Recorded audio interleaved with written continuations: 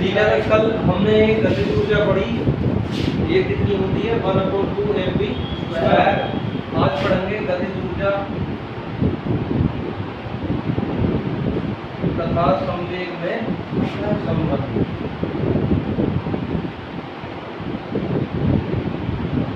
Relation between kinetic energy and momentum. ठीक है भाई,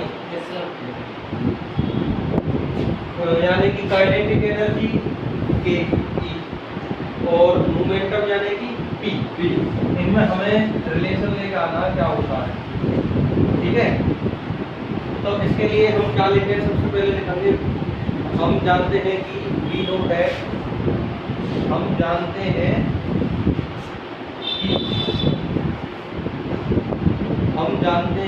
कि काइनेटिक एनर्जी क्या होती है 1/2 mv स्क्वायर। ठीक है सर, ये हो गया। हम जानते हैं कि गतिज ऊर्जा बराबर 1/2 mv स्क्वायर। इसके बाद क्या जानते हैं हम, मोमेंटम भी लिख लो, एंड संवेग क्या होता है p = mv। ठीक है, इन्हें इक्वेशन बना लेंगे, इसे इक्वेशन 1, इसे इक्वेशन 2।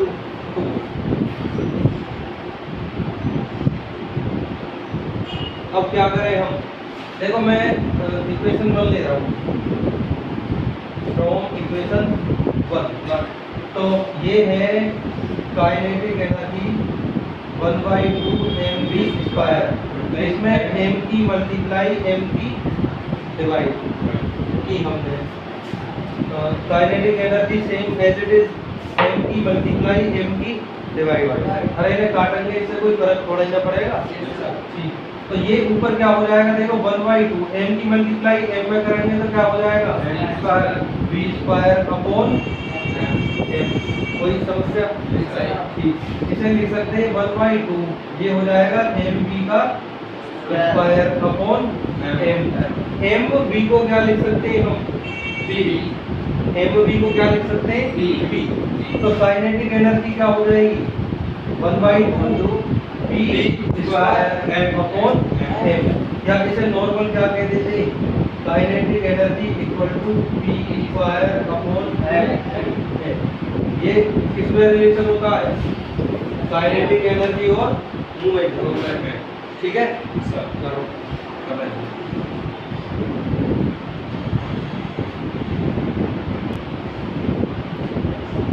देखो, इसमें हमने सबसे पहले क्या देखा, काइनेटिक एनर्जी क्या जानते हैं हम 1/2 mv स्क्वायर। मोमेंटम क्या जानते हैं mv। पहली इक्वेशन ली, kinetic energy equal to 1/2 mv square, m की मल्टीप्लाई की m की डिवाइड। m की m में मल्टीप्लाई करेंगे क्या हो जाएगा स्क्वायर, v स्क्वायर है पहले से, m की डिवाइड। ये दोनों के स्क्वायर है तो इसे होल स्क्वायर लिख सकते हैं, यानी कि m और v दोनों का स्क्वायर। m v के लिए क्या लिख सकते हैं हम p, ये p लिख लिया, स्क्वायर है तो स्क्वायर लगा दिया। यही रिलेशन है इसमें, kinetic energy equal to p square upon 2l। ठीक है, अभी आया समझ में, आ गया। अब ये हेडिंग लिखो इसमें। अच्छा, ये ग्राफ वगैरह आते हैं तुम्हें सीखने, यहाँ जो काइनेटिक एनर्जी है वो दो चीजों के ऊपर डिपेंड है। किसके ऊपर, एक तो काइनेटिक एनर्जी, इसे बोलते हैं directly proportional to p square. Kinetic energy is directly proportional to p square. बात आ रही है समझ में? अरे के ई के सामने है बिल्कुल p स्क्वायर, और m कहाँ है नीचे, यानी कि डिवाइड में। तो kinetic energy is inversely proportional to 1/m। जो काइनेटिक एनर्जी है वो द्रव्यमान के युक्त द्रव्यानुपाती, यानी कि मास बढ़ाएंगे हम तो काइनेटिक एनर्जी कम होगी। ये हम कैसे डिफाइन कर सकते हैं, काइनेटिक एनर्जी का फॉर्मूला होता है 1/2 mv स्क्वायर। ये कोई फिक्स है, मान के चलो कितनी है ये 100, हमारे पास ये 100 जूल की एनर्जी है, तो ये 100 ही रहेगी। अब इसमें सेपरेशन देखो, पहले मास है हमारे पास 10 केजी, क्या है 10 केजी, तो उसे हम वेलोसिटी ज़्यादा बढ़ा सकते हैं ना उसकी। जैसे जैसे मास ज़्यादा होगा तो वेलोसिटी कम होगी। बात आ रही है समझ में ना आ रही है? यानी कि मास जैसे जैसे बढ़ा वेलोसिटी क्या हुई, कम हुई ना। अगर मास घटा तो वेलोसिटी नॉर्मल। हम अपनी बात करें, कोई हल्की चीज है उसे अगर हम धक्का लगाएं तो धक्का ज्यादा तेज दे सकते हैं, वहीं अगर भारी चीज हो जाए तो उसे धक्का हम कम दे पाएंगे। ये सीधी बात ये है कि अगर मास ज्यादा है तो उसे हम एनर्जी कम दे पाएंगे, सीधी बात ये है। यानी कि हिला डुला कम चले, ठीक है। यही सेम कहानी मोमेंटम की है। अब इसमें जो हम ग्राफ खींचेंगे, इन्वर्सली ग्राफ खींचने हमें, यानी कि अगर हम ऐसे लें, ये एक्सिस है m की और ये किसकी है, काइनेटिक एनर्जी। अब काइनेटिक एनर्जी हम जैसे जैसे इसमें इस तरीके से ग्राफ आ जाएगा। अब ये ग्राफ में हाथ समझो, मास ज्यादा है तो काइनेटिक एनर्जी कम है। अरे यहाँ से हम आगे बढ़ रहे हैं तो ये एक्सिस किसकी है, द्रव्यमान की। तो यहाँ से जितने भी हम आगे चलेंगे मतलब कि द्रव्यमान बढ़ा, क्या होगा, और ये एक्सिस अगर ऊपर जाएगी तो मतलब कि काइनेटिक एनर्जी बढ़ी, और ये अगर नीचे आएगी तो मतलब काइनेटिक एनर्जी घटी।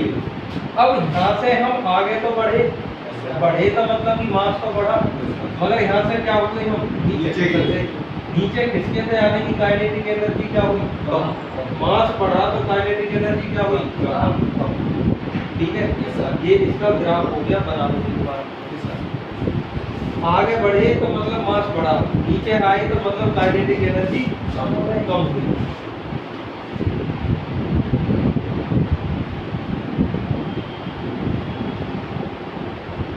बना लिया ये?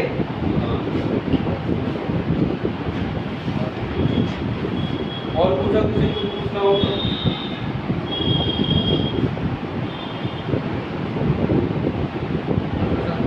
हो गया? अगली हेडिंग डालो, कार्य ऊर्जा प्रमेय। कार्य ऊर्जा प्रमेय।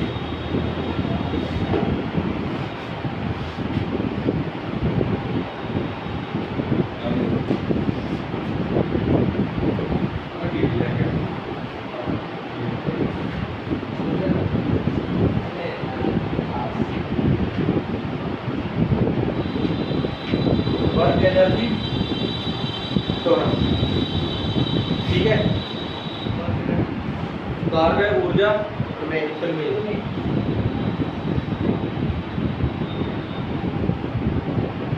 हम पहले से ही कहते आ रहे हैं, कई हमने ऐसे टॉपिक किए हैं कि अगर हमें कहीं भी एनर्जी निकालनी हो, क्या निकालनी हो, एनर्जी, तो हम वहाँ क्या निकालते हैं, कार्य। अरे वर्क ही तो निकाले, यहाँ भी वर्क निकाल लिया, मतलब वो क्या है, एनर्जी।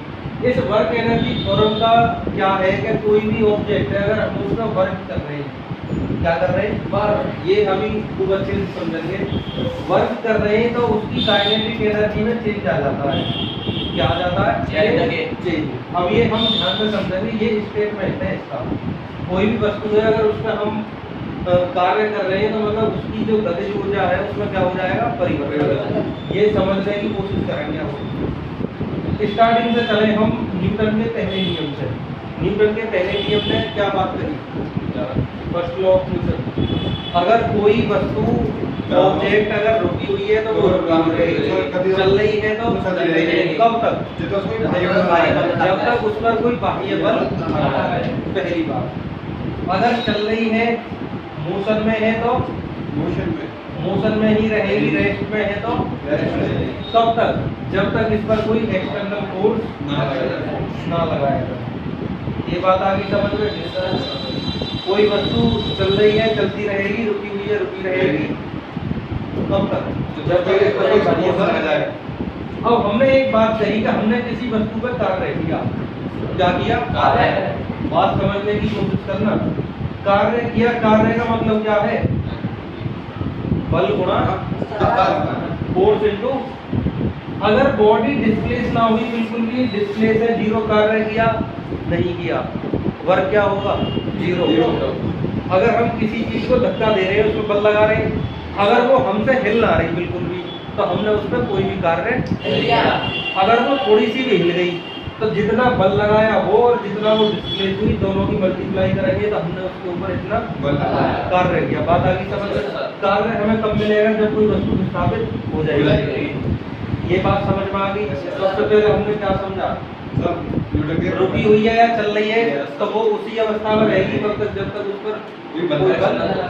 मैं ये मान के चल रहा हूँ कोई वस्तु रुकी हुई है, ठीक है, हमने उस पर बल, वो चलते ही कुछ डिस्प्लेसमेंट उसने कर लिया, तो जब ही तो हम कह सकेंगे उसको कोई कार्य हुआ। नई बात समझ में?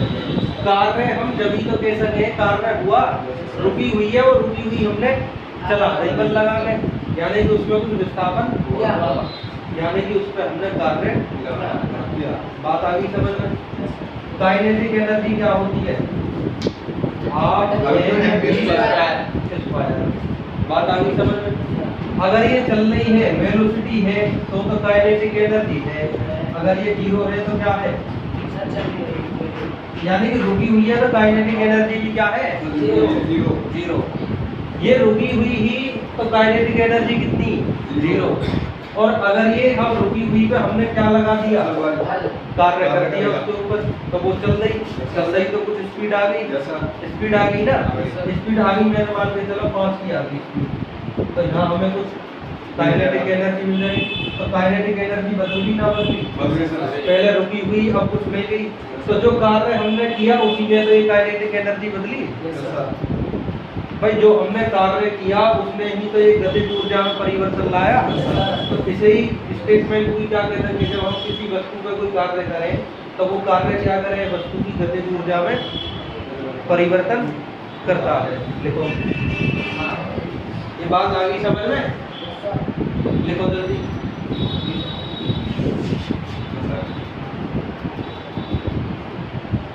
दाना ऊर्जा प्रमेय के अनुसार, ये नहीं कुछ नहीं उतारना है, खाली समझाया। अच्छा, कार्य ऊर्जा प्रमेय के अनुसार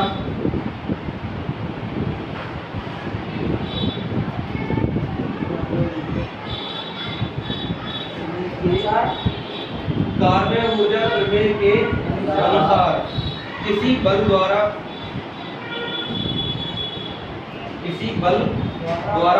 वस्तु पर किया गया कार्य,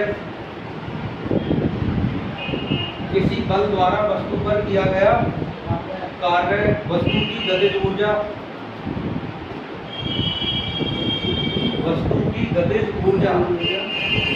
में परिवर्तन के बराबर होता है। वस्तु की गतिज ऊर्जा में परिवर्तन के बराबर होता है।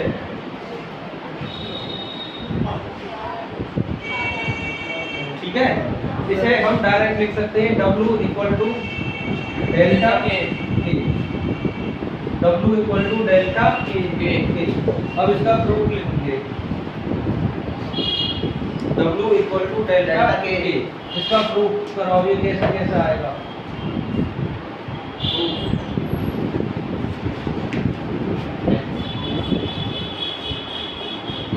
कल हम काइनेटिक एनर्जी लेकर आए, कैसे आई थी? काइनेटिक एनर्जी कैसे प्रूव करी हमने? भूल गए? थर्ड इक्वेशन ली थी, v square equal to u square हुए a की जगह क्या रखा था? प्रारंभ में वस्तु क्या थी? बराबर 0 प्लस 2 a की जगह इनटू s। इसे इधर लिया हो, m v स्क्वायर, ये 0 तो हट गया, इसे हटाओ, बटे में कितना आ गया? 2 f इनटू ये बल गुणा विस्थापन क्या लिख लिया? कार्य। तो ये कितना हो गया? 1/2 mv स्क्वायर। इस कार्य को क्या कह दिया? गतिज ऊर्जा। तो k equal to 1/2 mv square. अब ये समझ लो, हमें ये तो पता होनी चाहिए कि a बराबर क्या हो गए? a बराबर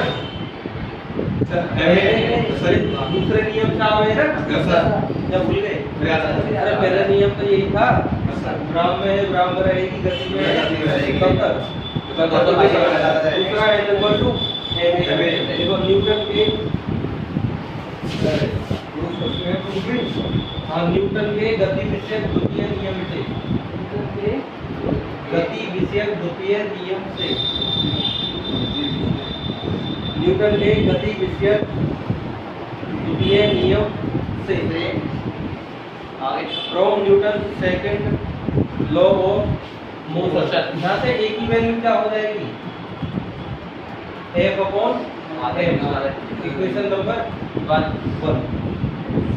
ठीक है, देखो इसका सीधा मतलब ये है कि यहाँ कोई वस्तु है हमारे पास, समझना, उसमें द्रव्यमान कितना है m, इसके ऊपर हमने कोई बल लगाया है, बल लगाने से पहले इसका वेग u और बल लगाने के बाद वेग v, ये इतनी कंडीशन समझो। अब इसकी जो गति में परिवर्तन आया बल लगने के बाद वो कितना है ये आगे बात समझ में। F इक्वल टू ma, तो a हो गया यहाँ से F अपॉन m। अब इसके बाद हम क्या करें, वही कल वाली कहानी, अब न्यूटन के गति की तृतीय समीकरण से देखो, गति की तृतीय समीकरण से from third equation of motion क्या होती है भाई साहब? सब u square plus 2as v square equal to u square plus 2as। एक ही जगह क्या रखो f अपॉन m, अरे ना रख दो f अपॉन m इनटू कोई समस्या? u इधर किस में आ जाएगी, अरे माइनस में आ जाएगी, equal to 2 into f upon m into वही कल वाली सी कहानी हो गई, 2 डिवाइड में आ जाएगी m मल्टीप्लाई में। तो इसे में लिख लो कैसे, v स्क्वायर माइनस m चली गई कहाँ मल्टीप्लाई में और 2 आ गई, अरे m मल्टीप्लाई में 2 डिवाइड में, ये क्या हो जाएगी f इंटू, ठीक है, अलग अलग मल्टीप्लाई कर लो तो ये हो जाएगी m v square minus m upon 2, या w लिख सके बल गुणा विस्थापन, क्या हो गए अलग अलग मान ले लो, इसे लिख लो 1/2 mv स्क्वायर 1/2 mv स्क्वायर बराबर w। ये मैंने बताई प्रारंभिक जो वेग है वो कितना है u, तो प्रारंभिक गतिज ऊर्जा निकालेंगे क्या आएगी mu स्क्वायर, अंतिम गतिज ऊर्जा क्या आएगी mv स्क्वायर। दोनों में परिवर्तन निकाले, अंतिम माइनस प्रारंभिक, अरे मान के चलो पहले 5 ही बाद में 10 हो गई, अंतर कितने का आया, अरे फाइनल में से नीचे लाई तो घटा देंगे, आई बात समझ में। तो इसे काइनेटिक एनर्जी कौन सी लिख दूं मैं, फाइनल, और इसे काइनेटिक एनर्जी इनिशियल बराबर w। तो इसे हम ये ना कह सके w जो आया वो गतिज ऊर्जा में परिवर्तन के बराबर आया, यही तो है कार्य ऊर्जा पर। कोई भी वस्तु है उस पर जो हम कार्य कर रहे हैं वो उसके गतिज ऊर्जा में परिवर्तन के बराबर होती है। पूछो जल्दी किसको कहाँ से पूछना है, एक बार और बताओ। पहले हमने क्या काम किया, दूसरे नियम में m equal to m, a की वैल्यू f अपॉन m। ये तीसरी इक्वेशन हम जाने हैं v square equal to u square plus 2s, v square equal to u square 2 एक ही जगह क्या रखा f इनटू s, इसे माइनस में लेके आए इक्वल टू ये पूरा बचा है m मल्टीप्लाई में 2 डिवाइड बाय, ठीक, equal to m into s, m into s का मतलब w, और इसके अंदर मल्टीप्लाई कर लेंगे m v square minus m u square. अब दो की अलग अलग डिवाइड दे दी, 1/2 mv स्क्वायर 1/2 mu स्क्वायर। ये जो गतिज ऊर्जा है ये अंतिम है, ये गतिज ऊर्जा प्रारंभिक है, मतलब ये दोनों में परिवर्तन है पूरी तरह से। गतिज ऊर्जा में क्या है परिवर्तन, बिना आया समझ में हो गया, किसके ना आया हो गया तो पागल।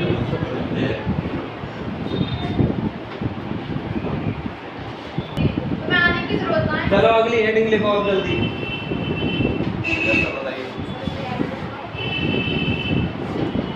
कल हमने जो पढ़ी थी कुल मिला के कल तो पढ़ाई थी ना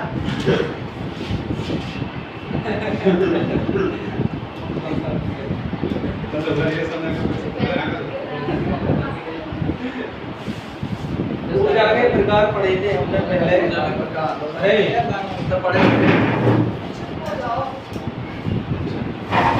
जो हमारी यांत्रिक ऊर्जा ही वो दो प्रकार से बनने को लगा। यांत्रिक ऊर्जा कैसे बनती, स्थिति और गति की ऊर्जा। ये दो चीज बताई, गति और स्थिति की वजह से जो ऊर्जा बन रही, गति की वजह से कौन सी बन रही, गतिज हमने पढ़ ली। स्थिति की वजह से कौन सी बन रही, स्थिति ऊर्जा। अब स्थिति थोड़ी पढ़ी है अभी हमने,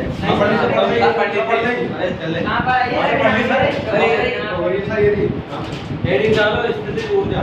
अच्छा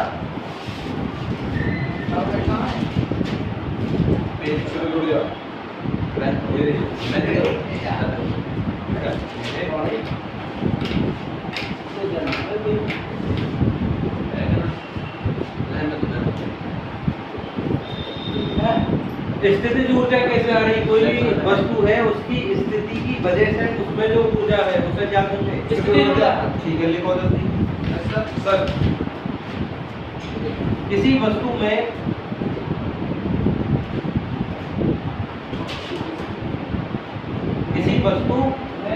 में उसकी स्थिति के कारण, हाँ जी, स्थिति के कारण जो ऊर्जा नियुक्त होती है,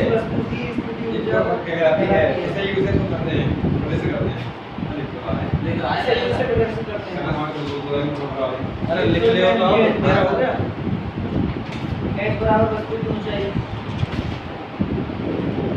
इसके बाद लिखो स्थितिज ऊर्जा के प्रकार। अब जो मेन कॉन्सेप्ट है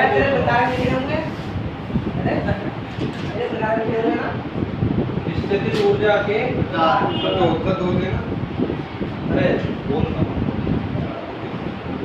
स्थितिज ऊर्जा के प्रकार।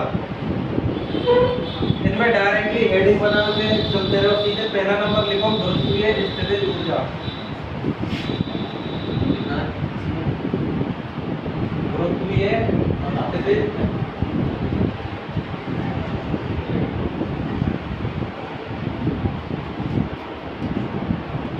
Gravitational potential energy. ये लिख रही है, दोबारा बोलना क्या है, ग्रेविटेशनल पोटेंशियल एनर्जी। और इंग्लिश में पढ़ेगा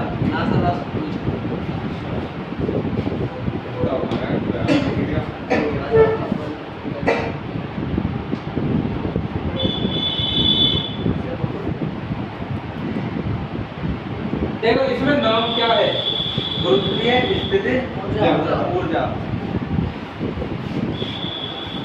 एक फिजिक्स सेकंड में शायद दाब वाला पार्ट करवाया था मैंने तुम्हें, तो उसमें बताइए अगर हम भी हैं तो हमारे ऊपर एक वायुमंडलीय दाब लगा हुआ है। ये बात क्लियर होगी ना होगी? नॉर्मल अगर हम यहाँ भी हैं तो वायुमंडल की वजह से भी हमारे ऊपर एक दाब लगा हुआ है। वो कितना था, 1 atm। और ये पास्कल में कितना होता था, 1.01 ठीक है। ये कितना दाब हमारे ऊपर अब भी लगा हुआ है। अब मैं ग्रेविटी की बात करूं, अगर, हाँ जी सर, हेलो, ये मार्कर अगर धरती से ऊपर उठाया जाए, सरफेस से ऊपर यहाँ तक छोड़ दिया जाए तो ये कहाँ जाएगा, नीचे सरफेस पे पहुंचने के बाद भी और कहीं जा सके, सरफेस पे टिक जाएगा। सीधी बात है, बात आई समझ में आई? यानी कि इसे हम सरफेस से किसी ऊंचाई पे ले जाएं, एच मान ली हमने, तो इसके पास एक एनर्जी हो जाएगी।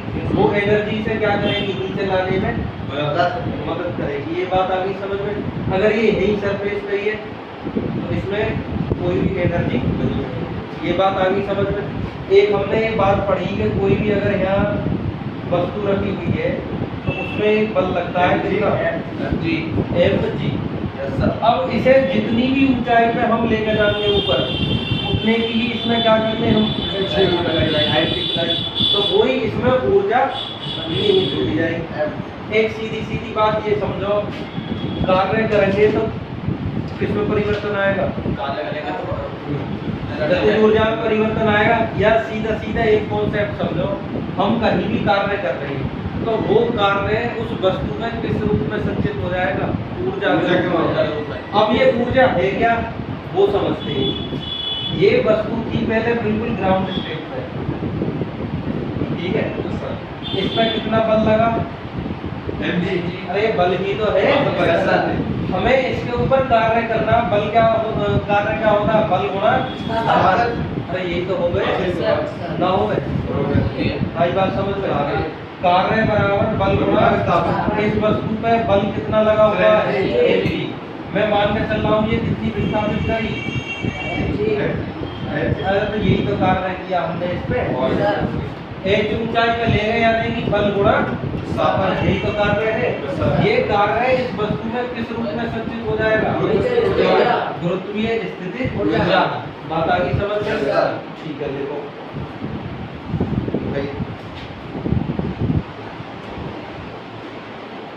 किसी पिंड की गुरुत्वीय स्थितिज ऊर्जा, किसी पिंड की गुरुत्वीय स्थितिज ऊर्जा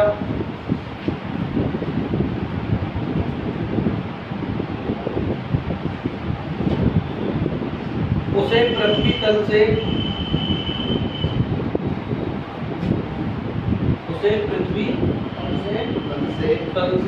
गुरुत्वाकर्षण के विरुद्ध तल से गुरुत्वाकर्षण के विरुद्ध ऊंचाई तक ले जाने में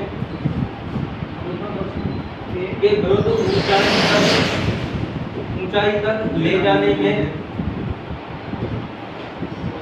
किए गए कार्य के बराबर, किए गए कार्य के बराबर होती है। तो ये लिख लिया, इसे ही क्या लिख लेंगे? W को U इक्वल टू mg। अब यहाँ से एक कॉन्सेप्ट और समझना है, तो जल्दी लिखो इसे।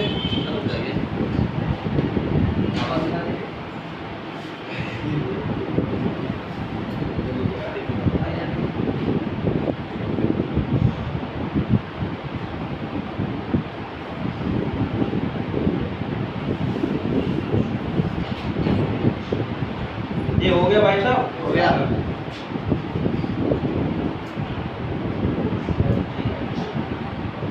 अगली हेडिंग लिखो, प्रत्यास्थ स्थितिज ऊर्जा। प्रत्यास्थ स्थितिज ऊर्जा।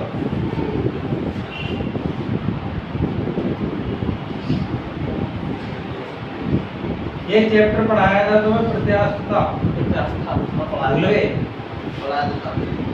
भूल गए शायद। क्या थी प्रत्यास्थता?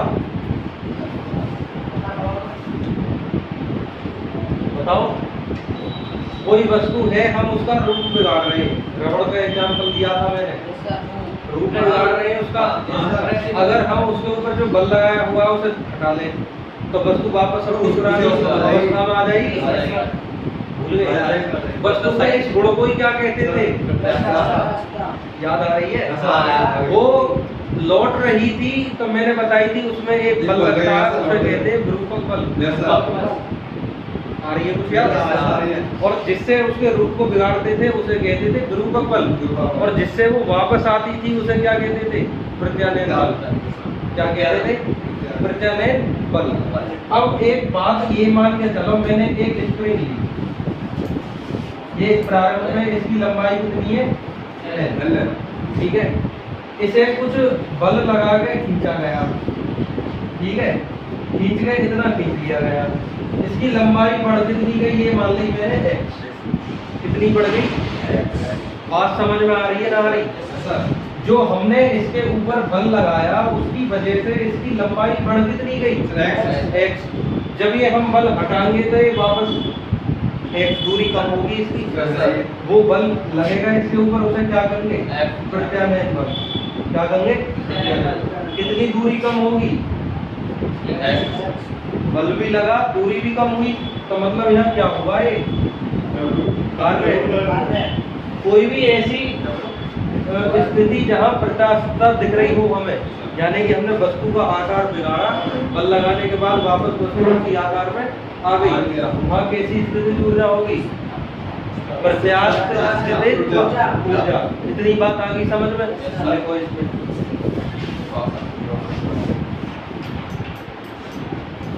किसी वस्तु में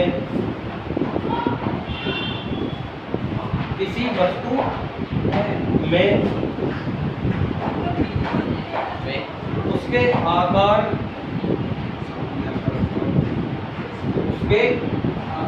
आकार में परिवर्तन के कारण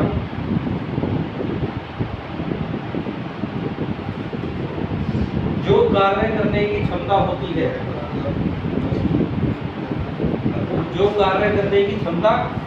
होती है, वस्तु की प्रत्यास्थ स्थिति ऊर्जा कहलाती है। ठीक है भाई साहब? ठीक है सर। लिखो जल्दी से, ये बना भी लो, बना लो ये जल्दी।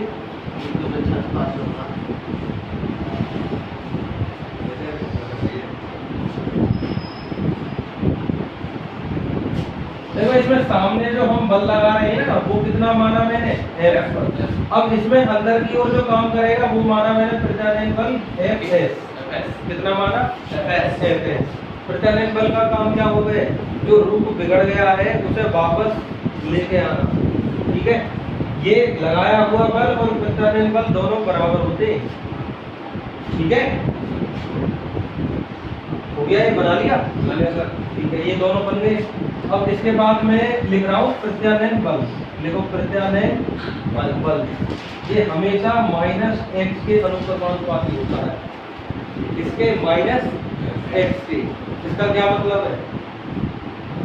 अरे प्रत्यानयन बल अनुपाती -x, इसका मतलब क्या है?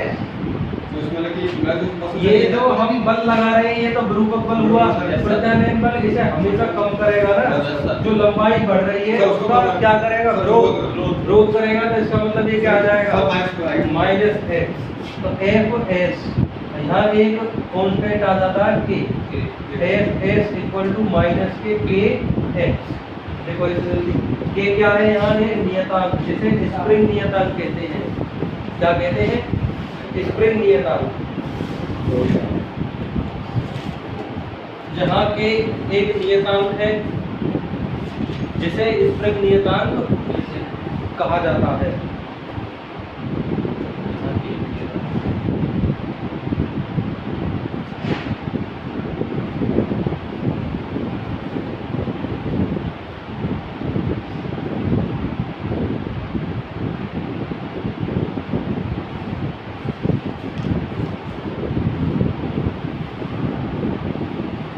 कुल मिलाकर हमें निकालनी क्या है यहाँ?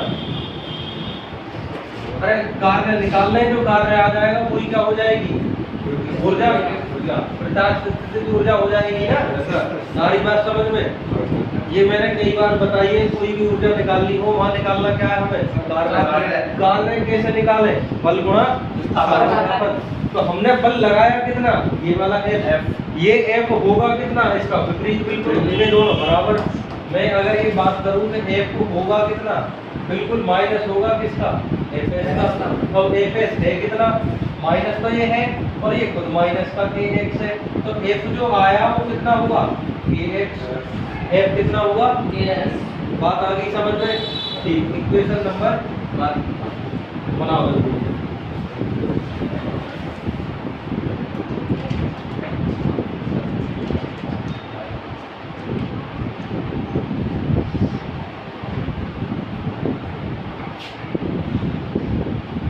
ठीक है भाई?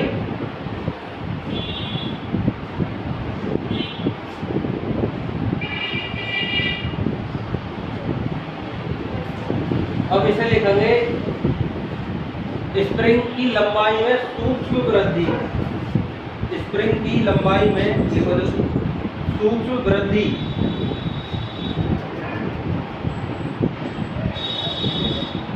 dx करने में किया गया कार्य। तो आप बोलेगा स्प्रिंग की लंबाई में सूक्ष्म वृद्धि dx करने में किया गया कार्य। देखो कार्य बराबर बल गुणा कितनी लंबाई में वृद्धि करी है हमने dx, छोटी चीज ही करी है। तो dw equal to f into dx। dw बराबर क्या हो जाना चाहिए f की जगह, अरे f की जगह kx आ जाएगी ना। अब ये जो लंबाई हमने बढ़ाई कहाँ से कहाँ तक बढ़ाई, पहले ना बढ़ी बिल्कुल भी कितनी, जीरो से कितने तक बढ़ा दी, x तक। कहाँ से कहाँ तक, x। तो अब निकालो संपूर्ण कार्य। संपूर्ण कार्य निकालेंगे तो dw का क्या करना पड़ेगा हमें, इंटीग्रेट। और इंटीग्रेट कहाँ से कहाँ तक, 0 से x तक, kx और dx। अगर तुम्हें याद आ रही हो तो ये k क्या है यहाँ, ये था x dx। जब गति की समीकरण कराई थी x dx का करवाया था x²/2, क्या करवाया था, खाली dx होता तो इसका इंटीग्रेट क्या होता x। अब क्या है ये x dx, इसका क्या होगा x²/2 k x का हो जाएगा x² लिमिट 0 से x। लिमिट कैसे रखते हैं, पहले अपर लिमिट फिर माइनस लोअर लिमिट। तो ये कितना हो जाएगा k, अपर लिमिट x की जगह x रखेंगे तो x² रहेगा, 0 रखेंगे तो पूरा क्या हो जाएगा 0। क्या आया x into k into x²/2। तो कुल मिला के इसे क्या लिख सके, 1/2 kx²। ये क्या आया, कार्य। क्या आया, यही वस्तु में किसके रूप में संचित हो जाएगा, प्रत्यास्थ स्थितिज ऊर्जा। देखो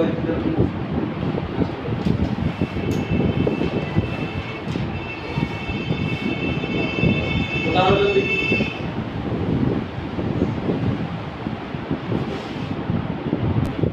लिखो इसमें अब यही कार्य वस्तु में, यही कार्य वस्तु में प्रत्यास्थ स्थितिज ऊर्जा, प्रत्यास्थ स्थितिज ऊर्जा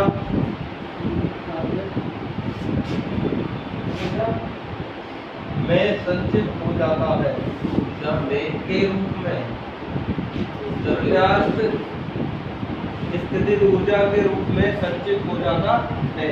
ये इम्पोर्टेंट है, याद रखना। ये तो गुरुत्वीय स्थितिज ऊर्जा कितनी हो गई, U = mgh। और ये प्रत्यास्थ कितनी हो गई, U = 1/2 kx²।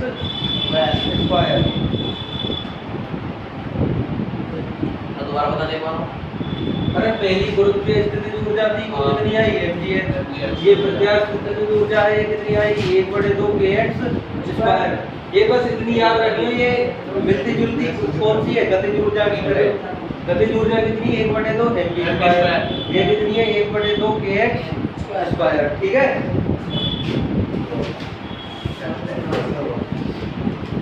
इसके बाद कल करते हैं संगणना। ठीक है, चलो आज इतना ही करना है।